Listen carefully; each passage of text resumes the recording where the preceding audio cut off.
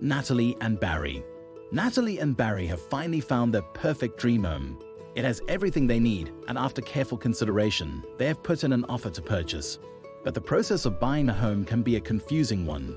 There are so many things to do and so much that they are unsure of. It all feels so overwhelming right now. But Natalie and Barry don't have to worry, because LWP Properties have put together an all-you-need-to-know, step-by-step guideline to the process of buying a home. Join Natalie, Barry and I, and let's get started.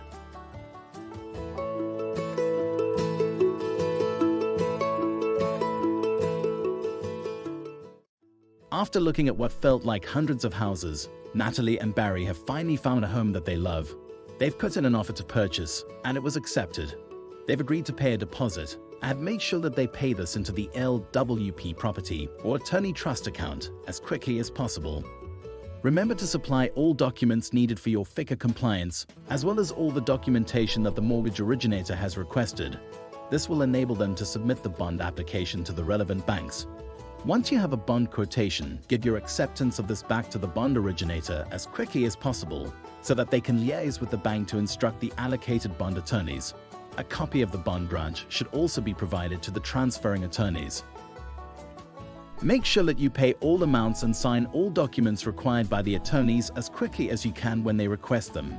If you delay with these things, the process could be slowed down. Moving day is here, and Natalie and Barry are busy packing up the last of their things. Remember that your occupation date will be a part of your agreement with the seller.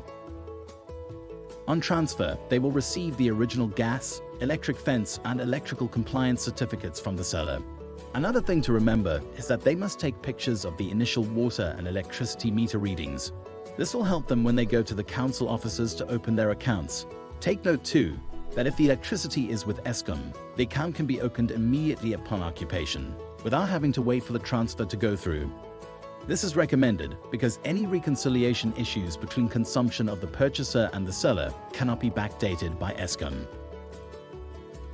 If the account is with Eskom, the previous owner would have received a reference number from them when closing their account. They would then have provided the reference number to LWP Properties, who will in turn provide this number to you, the new owner. This will enable you to open your new account easily. Depending on your municipality, the following websites are helpful when navigating the process of opening your utility accounts. Please take note that the attorneys are not able to open your utility accounts for you, but they will provide you with a letter that confirms registration. You will be required to take this with you to the council office when you open your accounts. But if you, like Natalie and Barry, are still unable to go to the council yourself, then the attorneys can provide you with details for companies you can use that will open your accounts for you. It seems like there are a lot of things for Natalie and Barry to remember, so let's do a quick recap to help them along. Firstly, once your offer to purchase has been accepted, you must pay your deposit timelessly to avoid delays in the process.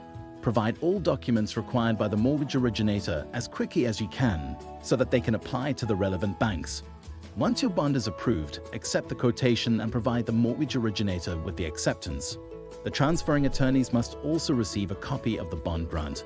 Make sure then that you sign all documents and pay all amounts that are requested by the attorneys as soon as possible when they ask for them. This will enable them to process the transfer without delay. You will take occupation of your new home on the date that was specified in your agreement. Make sure that original compliance certificates are provided to you by the previous owner. Once in your new home, take a picture of the meter readings to avoid any account discrepancies. You will then need to open your utility accounts, either by going there yourself, armed with a letter from the attorney, or by using a company referred to you by the attorneys who will open your account for you. Now all that Natalie and Barry have to do is sit back and enjoy their new home.